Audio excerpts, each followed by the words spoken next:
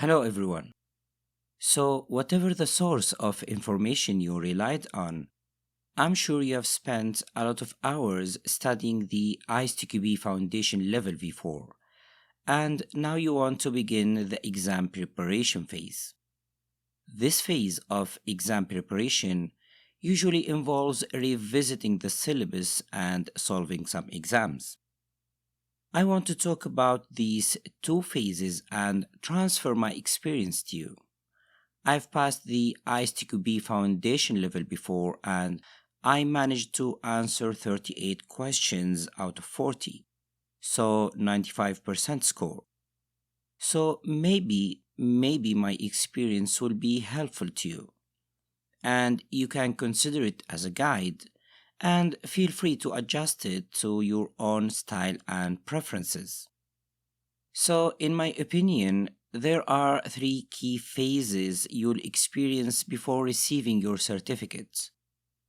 First, there is your study progress, and my take here is null. And this is for obvious reasons, as I believe that everyone has his own style of studying, and disrupting this process often does more harm than good. Now, the step of revisiting the syllabus is very important. If you have a good course that you have already studied, you should go through the entire course one additional time, collecting information you may have forgotten or misunderstood in the first place. I suggest you play back the course at something like 1.5x speed and absorb the information. Or you can read the official syllabus, which is not a bad idea by any means.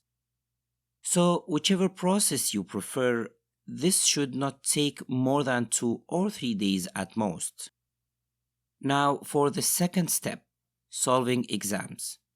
I think it's the most important one here, as you will adapt to the exam style, ideas, tricks, and so on. I always recommend you solve exams that mimic the real exam structure, language style, and questions distribution. Plus, the exams you should solve must provide you with well-explained answers. And please, review all the explanations even for the ones you have answered correctly.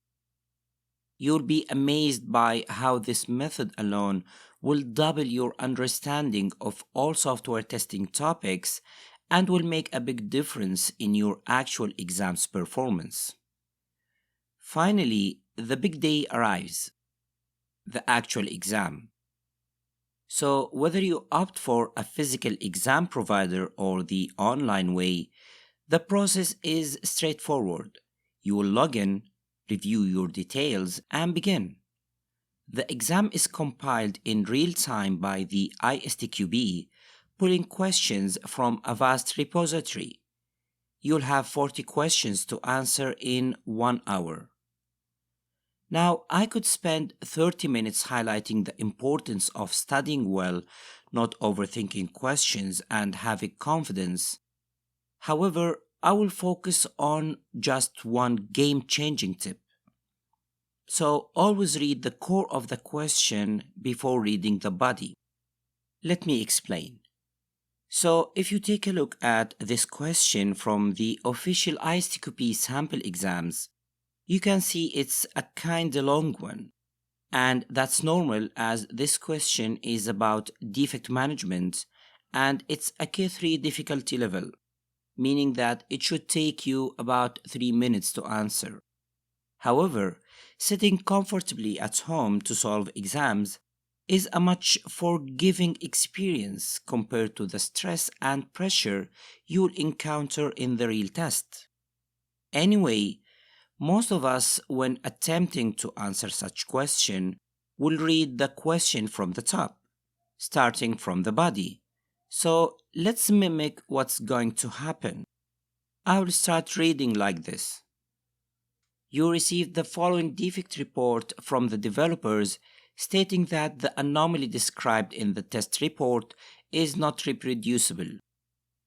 Application hangs up 2022 May 3rd, John Doe, rejected. The application hangs up after entering test input in the name field on the new user creation screen. Then I will continue reading the entire bug report until I reach the requirements or the core of the question, which is what critical information is missing from the test report that would have been useful for the developers. What I will do now is read the options, expected results and actual results, references and defect status, test environment and test item, and lastly, priority and severity. So now I understand what's required from me to extract from this bug report. So I will go back and search for these pieces of information until I find the missing one. Did you notice something here? I had to read the entire defect report twice. This means there is some time wasted here, maybe around 1 minute. And believe me, this single minute does matter in the real test with all the stress, and if you consider saving a few seconds with every question using this technique, you'll have extra time to revise your choices after you finish solving all the questions. So the best technique to be used here is to read the requirement of the question first, and then read the body. That's how you'll recognize what to search for very soon and avoid wasting priceless time during the real exam.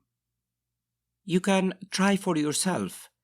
Look at this question, or let's say this part of the question, because I did hide the first part of it.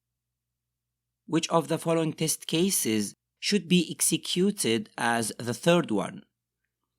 Now, by only reading this line and looking at the table, anyone with a basic understanding of test case prioritization can answer this question. Try for yourself.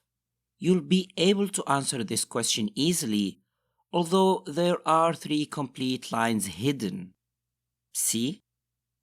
So practice this concept of how to encounter any question. It will help you a lot in determining what's required from you before reading the body of the question, which is a vital time saver and a complete game changer. Alright, so I hope these tips will be of a great value to you.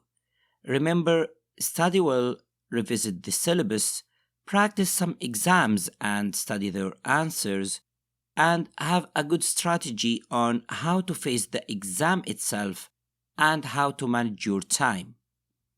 Best of luck.